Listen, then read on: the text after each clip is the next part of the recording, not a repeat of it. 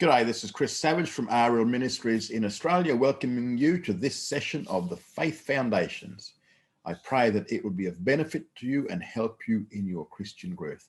Thank you. Well, welcome to this session of the Dispensations of God. This is part 2. The last session, we spoke about a dispensation being a specific way by which God administers his program and his will in the world, and it's in a specific period of time. It covers an age, and each age is administered differently than the previous one, and each of these dispensations is based upon a specific or a particular covenant.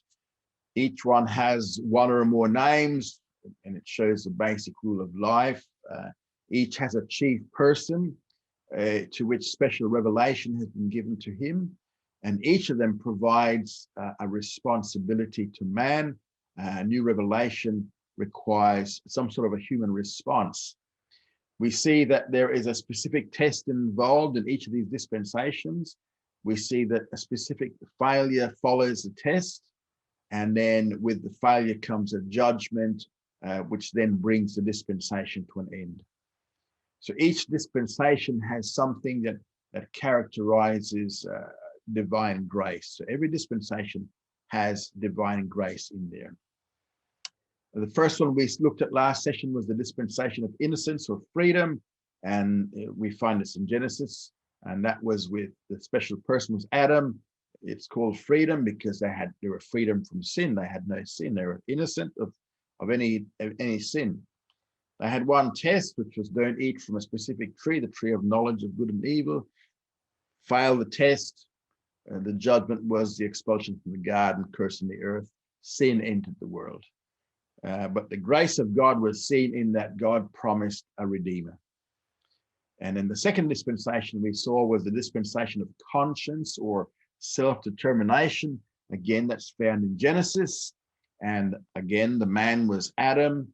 And in this dispensation, men governed themselves, and they were not under any human government. Man governed himself by his conscience.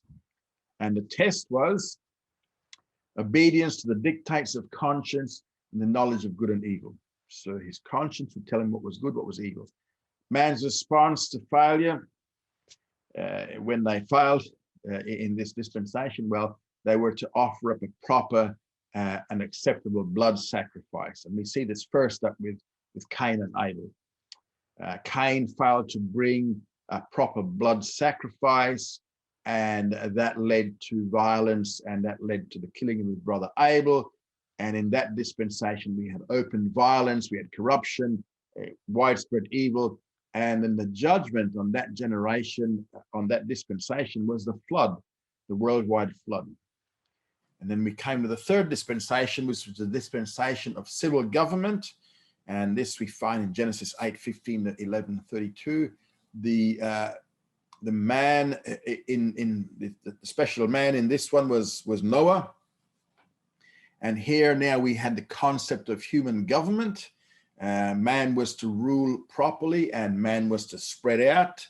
Remember, there was only 8 of them, but they had, once they started procreating, they had to spread out. God demanded that they disperse. They didn't disperse. They gathered around a place called Babel, and around a tower that they built. And so God brought confusion of tongues, and that forced a dispersion.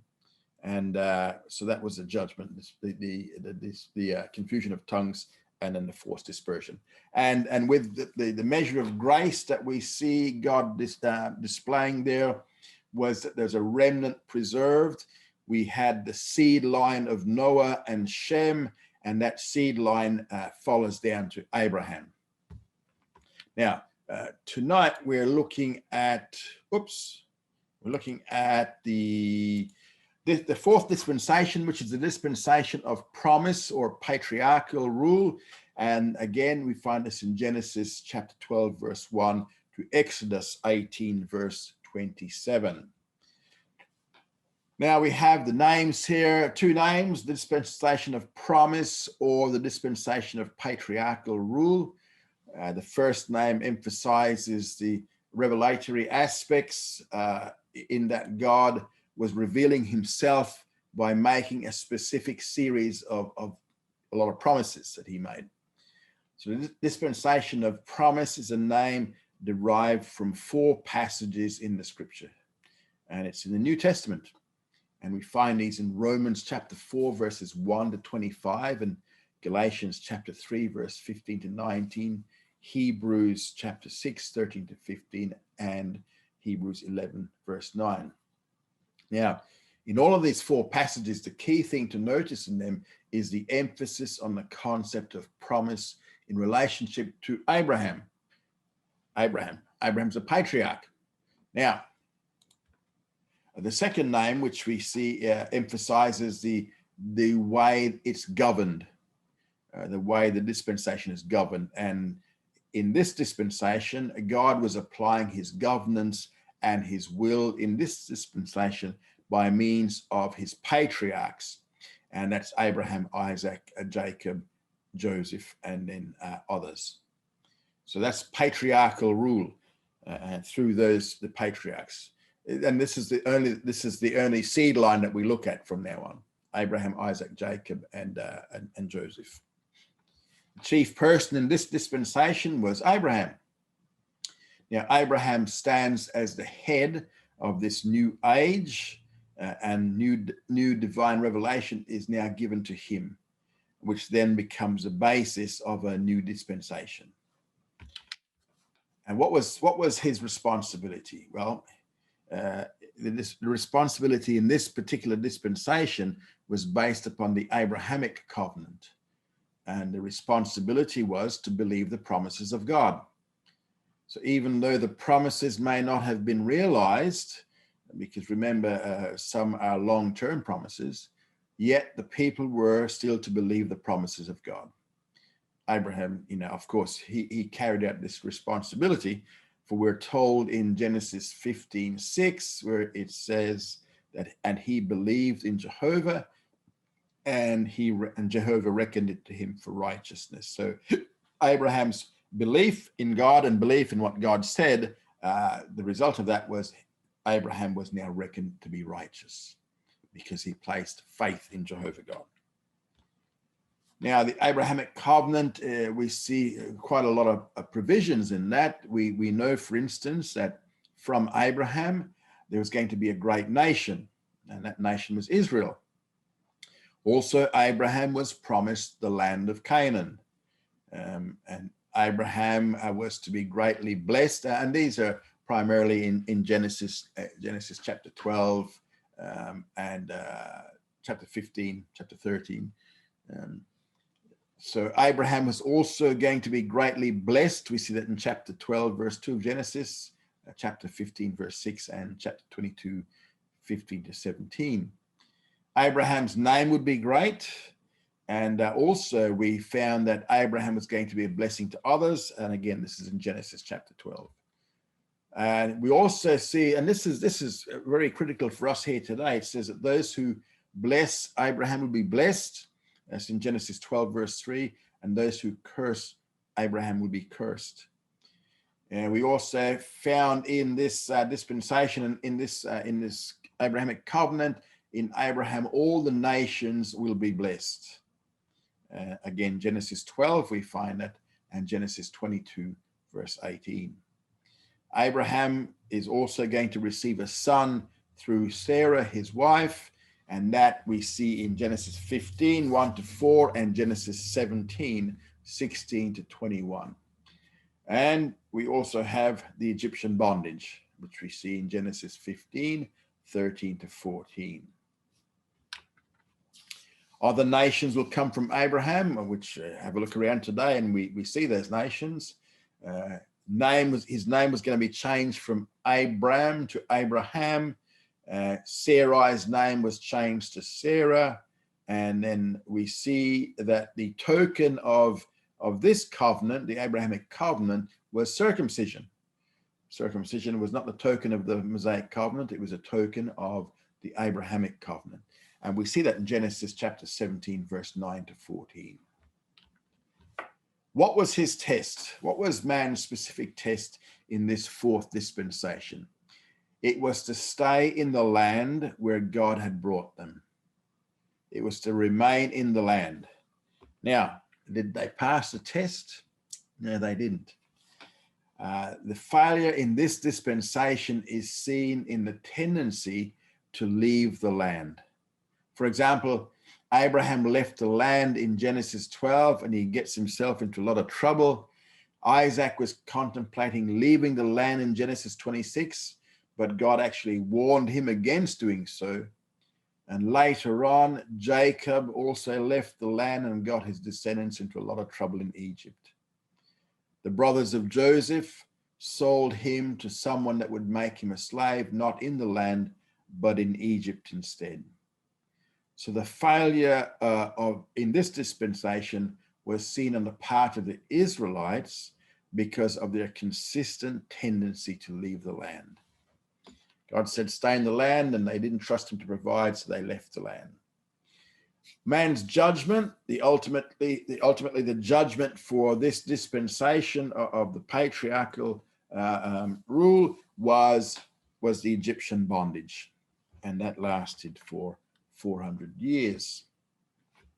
Then we see God's display of grace. As we said, every dispensation, even though there's a judgment, even though there's a failure, there's a judgment. In every dispensation, there is God's display of grace.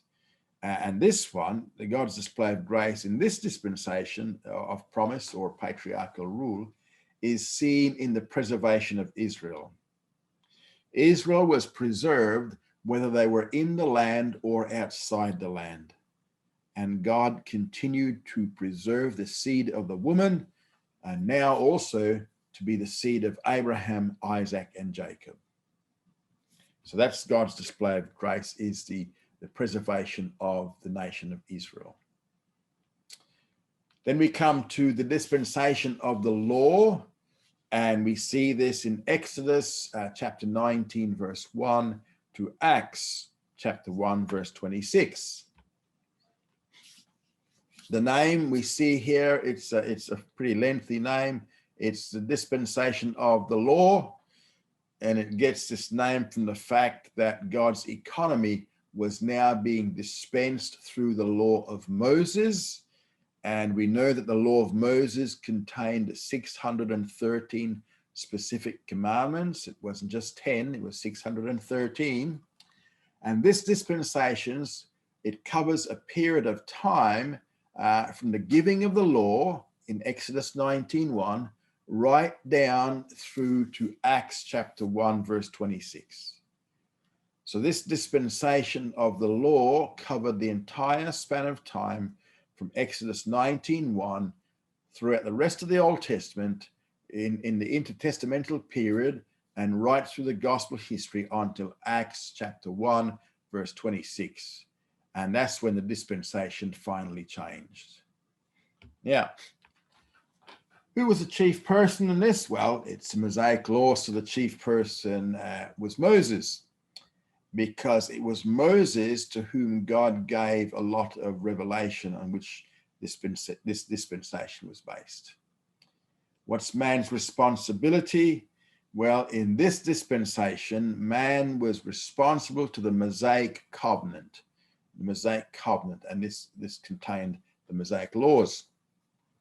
The covenant involved two major areas. First of all, they were responsible to obey the 613 commandments of the law of Moses. And secondly, they were to obey the prophets whom God would send to add some further elaboration on the law. And the prophets also help to define the law and give meaning to the law and explain it. So that was the man's responsibility. First, it was to obey the 613 commandments, and then to obey the prophets whom God would send later on to help to elaborate and to define the meaning of the law and explain it. Now, what was man's specific test? The specific test of this dispensation involved two major things. First of all, they were responsible to keep the entire law with all of its 613 commandments. The breaking of only one of these commandments meant to incur guilt for breaking them all. And we will see James in the epistle of James. He tells us that in James 2:10. He says, you break one of those commandments and you are guilty of breaking all 613 commandments. He says, whoever keeps the whole law but fails in one point has become guilty of all of it. So it was an impossibility to keep the law. The second part of the test was to accept and believe the prophet who would arise. And this would be the one who would be like unto Moses. And Moses actually prophesied. He said that Jehovah God will raise up unto thee a prophet from the midst of thee, of thy brethren, like unto me. Unto him you shall hearken. So the test here was to listen to this next prophet who'd come on board later on, who would be like Moses. Now, in other words, and this prophet like Moses was the Messiah. And that's who is the prophet like unto Moses. That's who the prophet that Moses was prophesying about would be. He's the Messiah. So they were to accept the Messiah once he came, because he was going to be a prophet like unto Moses. Now, man's failure, we see failed in both aspects of the test. First of all, they failed to keep the law in its entirety, and Romans 10:1-3 tells us that. And in fact, not only did they fail to keep the law, they actually tried to get around the law by establishing their own righteousness. And what they did was by putting in their own laws and saying that because they obeyed their laws, therefore they did not have to obey the laws of the Lord. And that's exactly what they did. And secondly, they disobeyed the prophets. We see this in very clearly in 2 Chronicles 36:14-16, where in the Chronicles, it says that they mocked the messengers of God and despised his words and scoffed at his prophets until the wrath of Jehovah arose against his people, till there was no remedy. So the man's failure was not only in the fact that they failed to keep the law, but they also made their own laws up, but also that they failed to heed the prophets. They disobeyed the prophets. And the third area of failure, which was very evident, was the fact that they failed to accept the Messiah. And we see this in Matthew 23:1-39. So Jesus, he denounced the scribes and the Pharisees, which was the leadership of Israel of that day, not only because they rejected his messianic claims, but also because they were actually leading the nation to reject those same messianic claims. So he denounced the leadership of Israel in his day. And, so that was in the areas that they failed. They failed to keep the law in its entirety. They disobeyed the prophets, and they failed to accept the prophet like unto Moses, who was the Messiah when he came, and they rejected him. Man's judgment in this dispensation of the law, Mosaic law, was the judgment came in AD 70 and involved two things. First, there was the destruction of Jerusalem and the temple, and this was by the Roman legions. And secondly, when that happened, we had a worldwide dispersion of the Jewish people as they were exiled from the land. And a really big exile came in 135 AD, when Emperor Hadrian really got tired of the Jews, and he kicked them out and destroyed Jerusalem completely, and then renamed it Palestine. Now, God's display of grace in this dispensation of the law. Right throughout this dispensation of the law, we see the grace of God. First of all, we had the sacrificial system, and that was provided because the Jew was not able to keep all 613 commandments. So whenever the individual Jew failed to keep a commandment, this could be covered by the sacrificial system as a means of restoring the sinner into fellowship. So the sacrificial system, we know, could not take away their sin, and no Jew was ever saved because he merely brought a sacrifice to the tabernacle or the temple. Now, as in every age, the Jew was saved by grace through faith, and his faith was the element that saved him, but his faith had to have content in his faith. And in this case, the content of his faith was the sacrificial system. So when he brought that sacrifice to the tabernacle or the temple, he had the faith that by the means of the shedding of blood, his sins would be covered, and then fellowship would be restored between he and God. And the second way grace was displayed during this dispensation was by God's provision of judges, kings, and prophets. If you remember, judges were given to deliver the Jews from subjugation to various peoples. He would raise up a judge, and they would be delivered to people, and then the people would fall back in decline again, and it was a cycle. Another judge would be raised up again. And also had righteous kings were provided to give them a kingdom of righteousness and justice. And then we had the prophets. So God provided judges, kings, and prophets. The prophets, they were sent in order to expound the law and to call the people back to obedience and to remind them of where they had failed and to call them to repentance. So God did not leave them without a witness. He did not leave them without direction. He provided all these things, and this is his display of grace to the nation of Israel in this dispensation of Mosaic law. Then we come to the dispensation of grace, which is where we are today. We're in this dispensation of grace, and we see this from Acts chapter 2, verse 1 to Revelation chapter 19, verse 21. The name, it's called grace, dispensation of grace. While as we have seen, grace was evident in all the other dispensations. There was never ever a time when God's grace was not on display. But it is particularly in this dispensation where we are today, the dispensation of grace, that there's a very unique display of grace has been manifested that was different from all other forms or former displays of grace.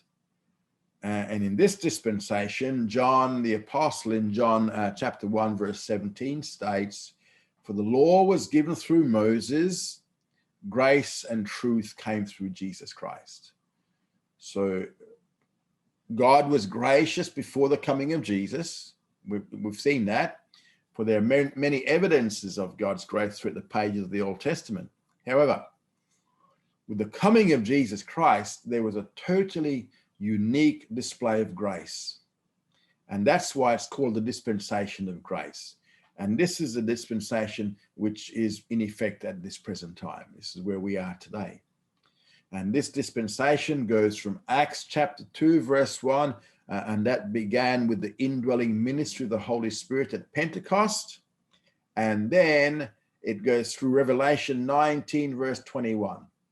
And it covers the entire period of the church age and also includes the 7 years of the Great Tribulation. And this is the age, the dispensation of grace. Who is the chief person in this dispensation? The key person in this dispensation was the Apostle Paul. Now, it was Paul who uniquely received the revelation concerning the dispensation of grace. It was no accident that he received more revelation than any other apostle. Most of the letters or epistles of the New Testament were written by the Apostle Paul. And as he makes it very clear in Ephesians chapter 3, it was he that received that special revelation concerning the dispensation of that grace of God. We see this in Ephesians chapter 3, verse 2.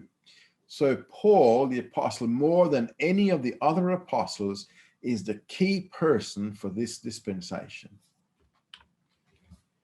Now, what's our responsibility in this dispensation? What's man's responsibility?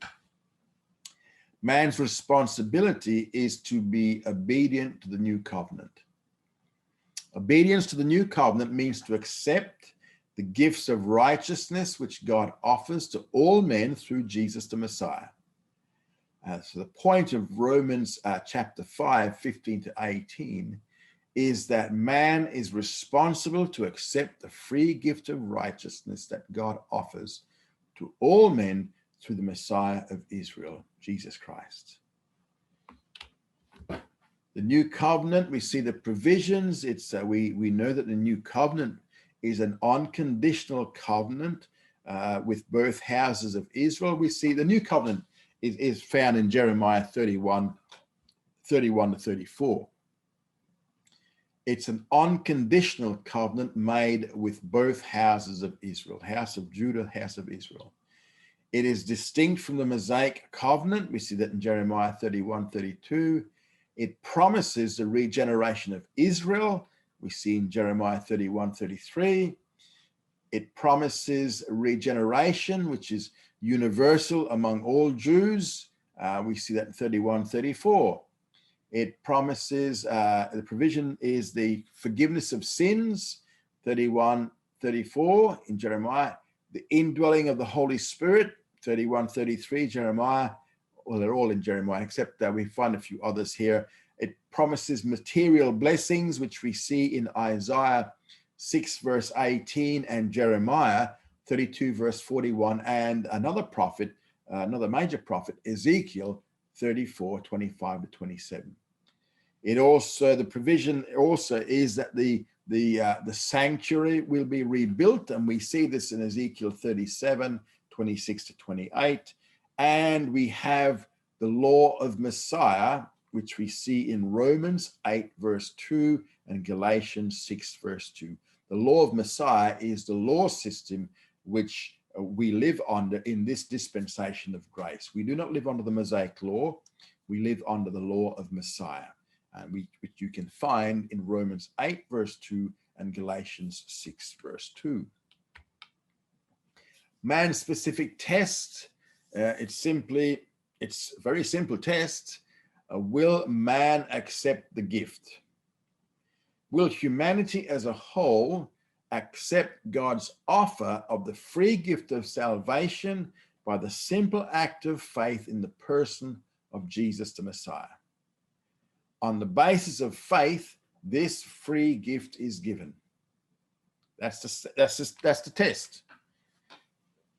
But as with all the previous dispensations, the present one will also end in failure. And this can be seen in two ways. First of all, most men are going to reject the free gift.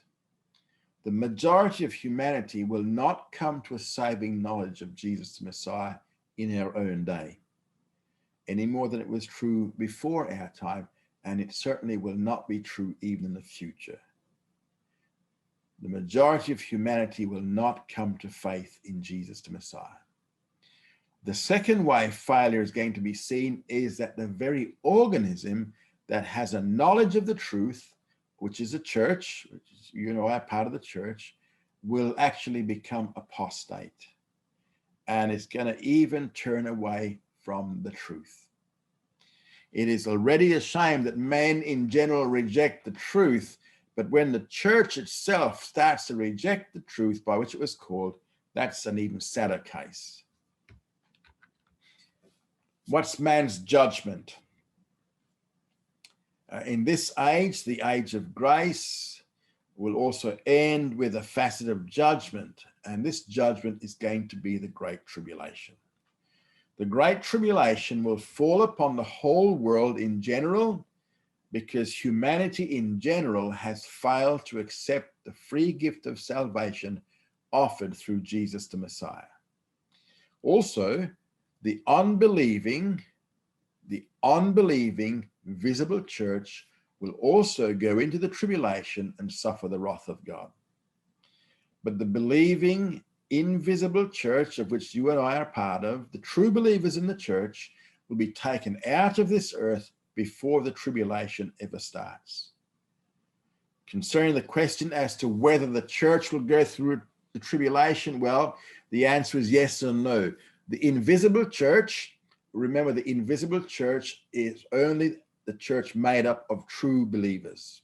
That's the invisible church, because we can't look at people and see whether they're a believer or not. So it's an invisible church. The invisible church will be taken out before the tribulation. So no, the invisible church of true believers will not go through the tribulation. However, in the visible apostate church, there are unbelievers who will indeed go through the Great Tribulation. Now, God's display of grace, it is in this area that we also see the facet of grace, because grace will be seen through the rapture of the church in that the invisible church, the true body of the Messiah, composed of all true believers, will be raptured or snatched away out of this earth. So even for those who have died, their bodies will be resurrected, so that even their bodies will not be on this earth during the 7 years of the Great Tribulation. The rapture is going to be a unique display of grace in the dispensation of grace. We have the last dispensation here, which is the dispensation of the kingdom or millennium. And we see this in the last book of the Bible, in Revelation chapter 20, verses 1 to 10. We have two names here. We have, it's called the dispensation of the kingdom or the dispensation of the millennium. What do we see here? Well, the first name, the kingdom, emphasizes the Messiah's rule over this particular planet. Because remember, he will rule and reign over this planet from Jerusalem on his throne. Now, the millennium simply emphasizes how long this rule will last. It's going to last for 1,000 years. And this dispensation covers the period of Revelation 20, verses 1 to 10. Although there's only 10 verses long there, it covers a span of time of 1,000 years. 10 verses covers 1,000 years. Chief person in this dispensation will be the Messiah, because the Messiah himself will be dispensing direct new revelation. And we see that from Isaiah chapter 2, verses 2 to 4, where Isaiah says that it shall come to pass in the latter days that the mountain of Jehovah's house shall be established on the top of the mountains, that's Jerusalem, and shall be exalted above the hills, and all nations shall flow to it. And many people shall go and say, come ye, and let us go up to the mountain of Jehovah, to the house of the God of Jacob, and he will teach us of his ways, and we will walk in his paths. For out of Zion shall go forth the law and the word of Jehovah from Jerusalem. So, Messiah will be there dispensing direct new revelation from Jerusalem. And it's upon this new revelation that this dispensation of the kingdom or millennium will be based. What's man's responsibility? Well, again, it has two facets here. The first facet will be the same as that of the sixth dispensation, and that is responsibility to the new covenant. Obedience to the new covenant means to accept the gift of righteousness that God offers to all men through faith in Jesus the Messiah. There'll also be a second facet in this kingdom dispensation, and this will be obedience to the king and the new laws that he will issue during this period of time. In the dispensation of the kingdom, there'll be something old and something new. The old is the responsibility to the demands of the new covenant. which means to exercise faith in Jesus the Messiah and his substitutionary death, burial, and resurrection. That's the gospel message. The new responsibility is obedience to the King, who will then be visible here on the earth, and obedience to the laws that he will issue. Now, does man pass? What's the test? The test during that period or that dispensation will be for each person who is born in the kingdom to personally accept the King as his personal Lord, not in place of the gospel, but with the gospel. He has to agree, he has to have faith in the fact that that's why Jesus died, buried, rose again. To accept the gospel means that one believes that Jesus died for his sins, he was buried, and he rose again from the dead. Now, added to this will be the aspect of owning the King as one's Lord. Will man pass the test? We also have a failure in that future dispensation. Men will fail to accept the Messiah, and this is even while he's sitting there on the throne, visibly present.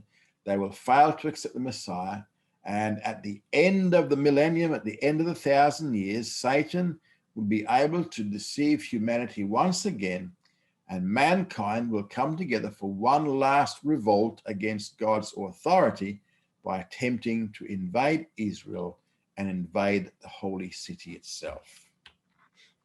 Man's judgment, we will see, because we'll be there, the death of the unbeliever at the age of 100.